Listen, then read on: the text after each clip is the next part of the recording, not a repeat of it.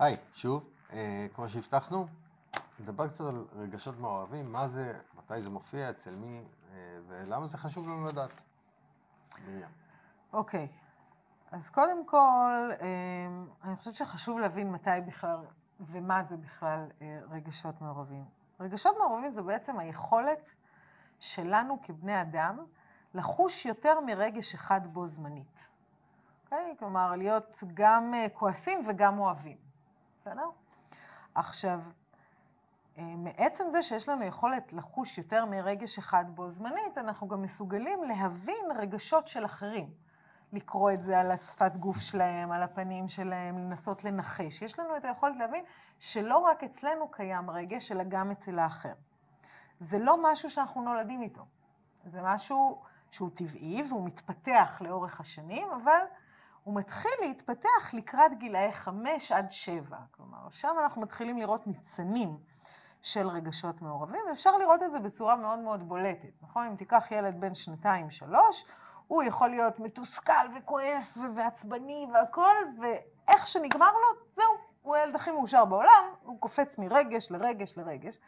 הרבה פעמים זה משאיר אותנו, המבוגרים, במין בלבול, מה קרה פה עכשיו? כאילו, איך אני עוד סוחבת את הכעסים מהבוקר, והוא כבר כאילו, זה נראה כאילו הוא שכח. אבל למעשה הוא לא שכח, הוא סיים.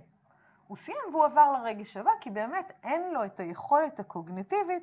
זה מאוד קשור למה שיובל דיבר בסרטון הקודם, של המערכת הלימבית ושל הפרונטל קורטקס. בעצם לקראת גילאי 5 עד 7 מתחילה להתפתח היכולת של האמיגדלה לחוות יותר מרגש אחד בו זמנית.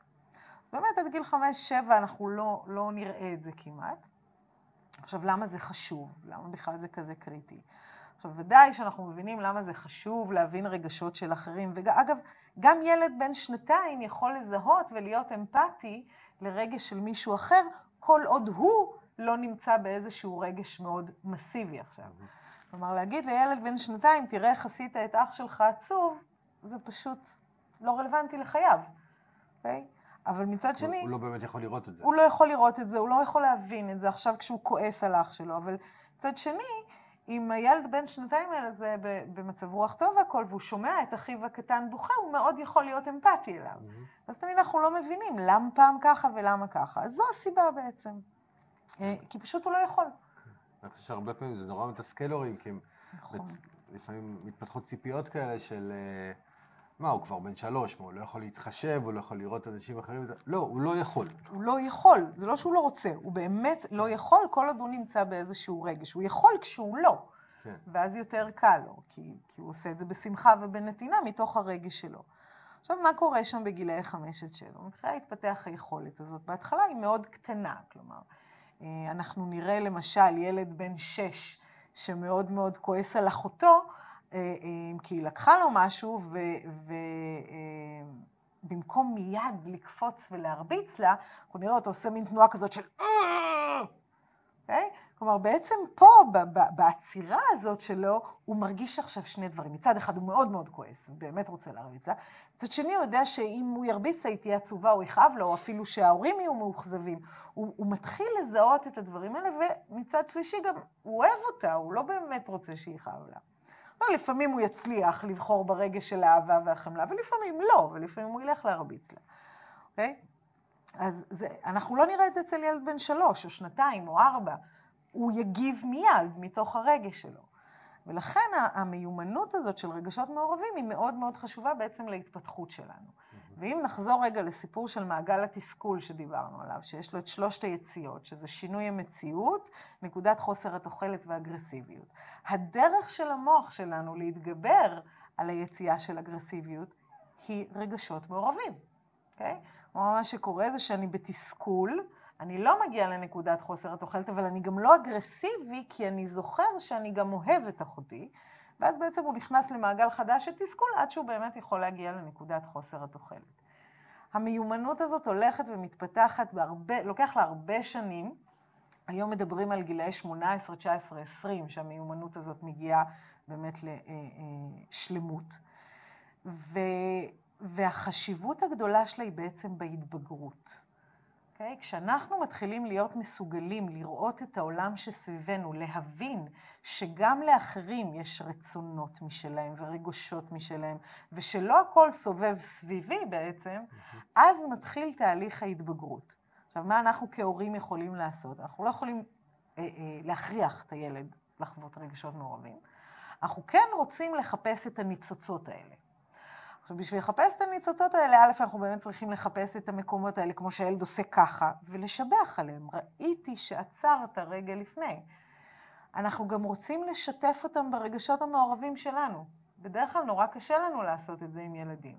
אנחנו אומרים את זה בדרך כלל רק במקום אחד, גם כשאני כועס, אני אוהב אותך.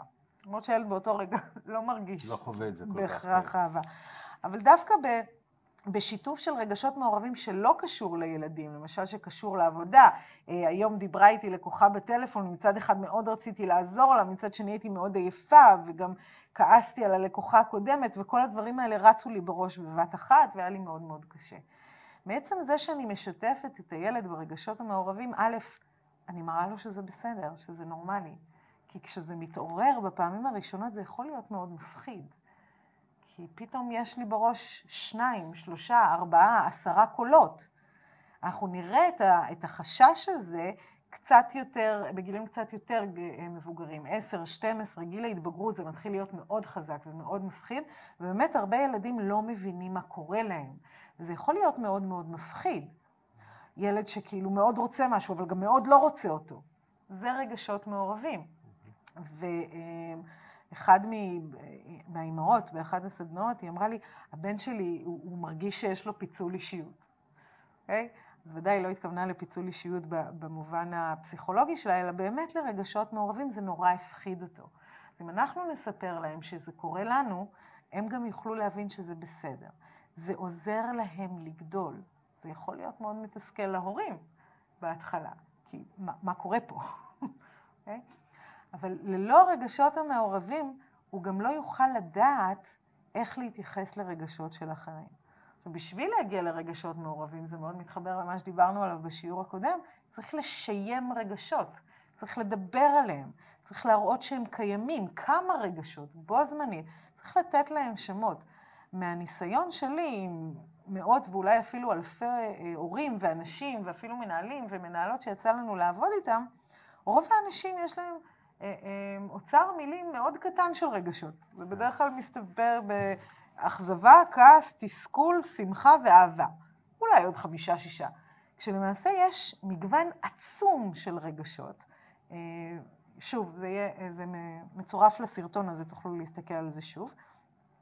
בעצם אחד הדברים שלנו מאוד מאוד חשוב, זה קודם כל לשיים אותם לעצמנו, ומתוך זה להתחיל לשיים אותם לסביבה שלנו, בוודאי עם ילדים, אבל גם עם בני הזוג שלנו, גם עם העובדים ובמקום העבודה שלנו.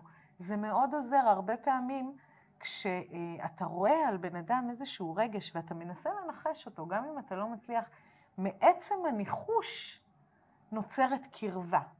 עכשיו, איך אני יודעת שנוצרת קרבה? כי כשאני טועה ברגש, אותו אדם יהיה לו מאוד חשוב לתקן אותי. יהיה לו מאוד חשוב להסביר לי, לא, זה לא בדיוק זה.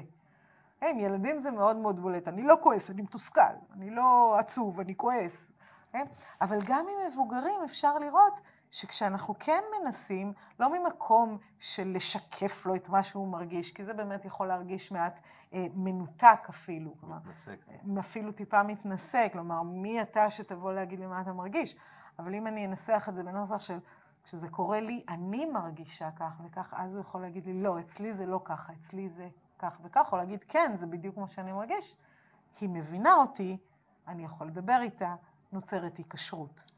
אני חושב שהעניין של שיעור זה באמת דבר גדול, במיוחד ביחסים של הורות, כי